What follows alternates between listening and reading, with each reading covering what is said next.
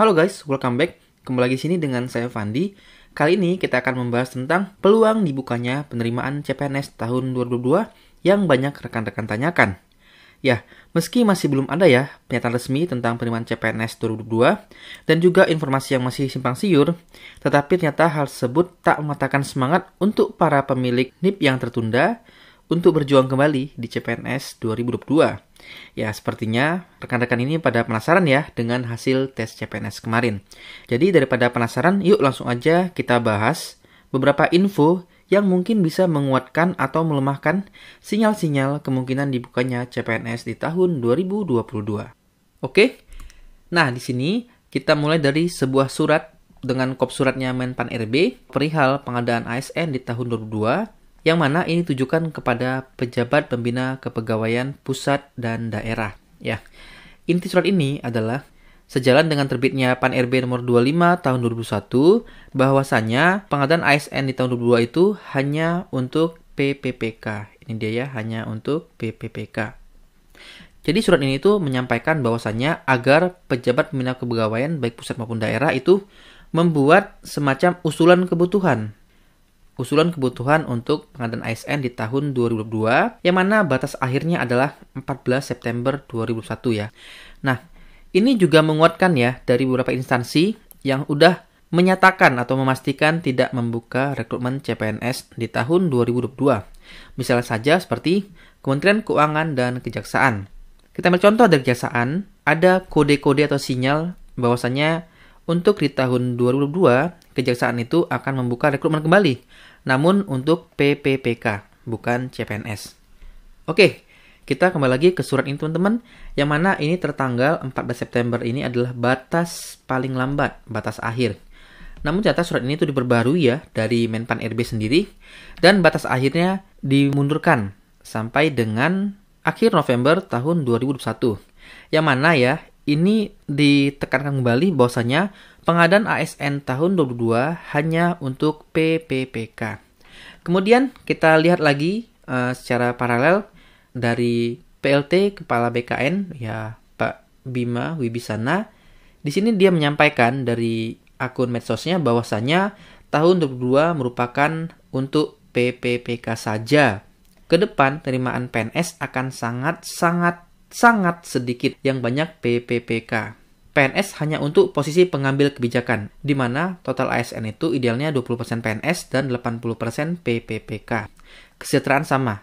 Di sini mungkin Pak Bima ingin menyampaikan pesan ya kepada rekan-rekan yang ingin menjadi abdi negara di tahun-tahun berikutnya, bahwasanya nggak apa-apa untuk P3K atau PPPK ya, karena di sini kesejahteraannya sama ya. Nah, dan juga di sini yang saya garis bawahi lagi adalah tentang posisi pengambil kebijakan. Artinya sebenarnya nggak semua formasi CPNS itu bisa diisi oleh PPPK. Nah, di sini ada celah nih teman-teman ya, bahwasanya tetap ada rekrutmen CPNS gitu.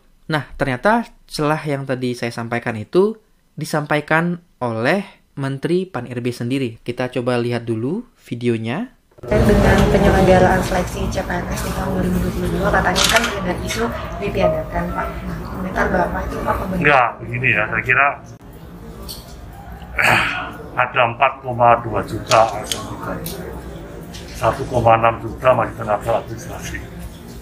Sekarang sudah menyerap 1 juta pendaftaran untuk P3K guru, tapi itu pun juga belum maksimal.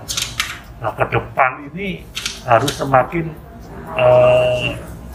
penerimaan pegawai itu sesuai kebutuhan. Kebutuhan reporter 5 ya 5, nggak boleh lebih. Ini ke depan akan lebih banyak yang P3K itu. Setelah P3K juga sama, gaji tunjangan itu sama. Jadi kalau memang tahun depan pengertian tidak ada itu bukan tidak ada sama sekali, tapi pengurangan sesuai kebutuhan. Oh, kantor saya perlu tenaga analis, tenaga komputer, perlu lagi. Nah, jadi pengertian tidak ada tentang penerimaan CPNS di tahun 2022 itu bukan berarti tidak ada sama sekali ya, tetapi pengurangan sesuai dengan kebutuhan. Oke, di sini saya ada beberapa opini yang bisa menguatkan teman-teman. Pertama, mengingat ya, tidak semua formasi CPNS itu bisa diisi oleh PPPK. teman-teman bisa lihat untuk formasi apa aja yang bisa diisi oleh PPPK dari keputusan Menpan RB nomor 197 tahun 2001 tentang jabatan fungsional yang dapat diisi oleh pegawai pemerintah dengan perjanjian kerja. Oke, kemudian yang kedua ya, mengingat pasti ada ya pegawai yang pensiun, mungkin berpulang, berhenti, mutasi dan sebagainya.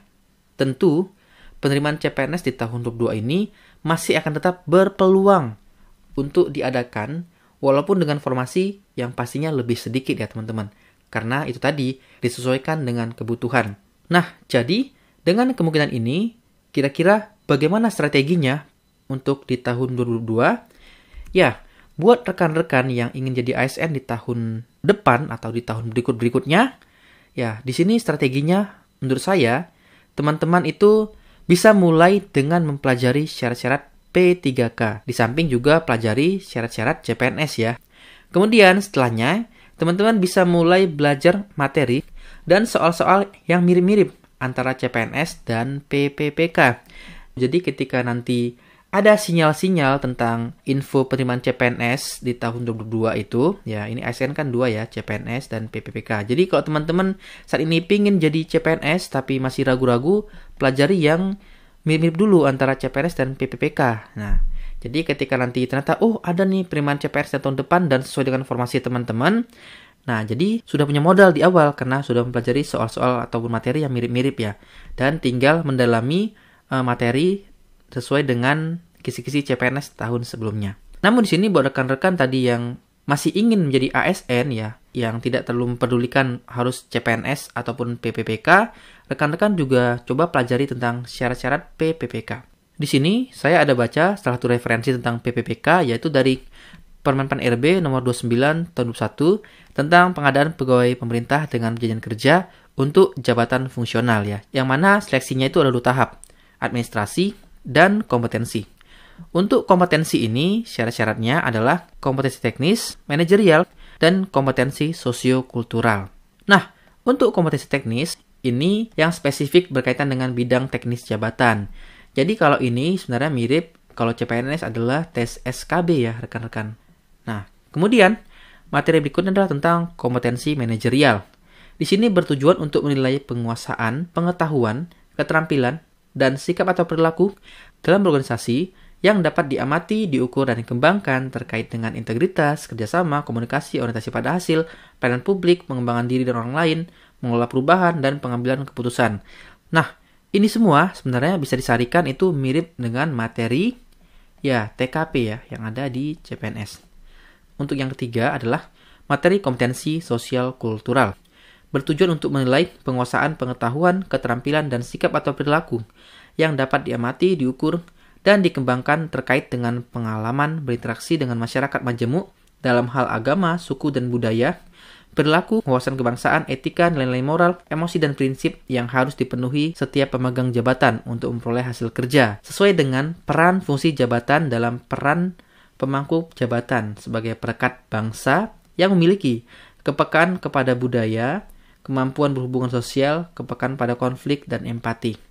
Ya, ini sebenarnya mirip-mirip juga ya dengan TKP dan juga ada TWK-nya teman-teman.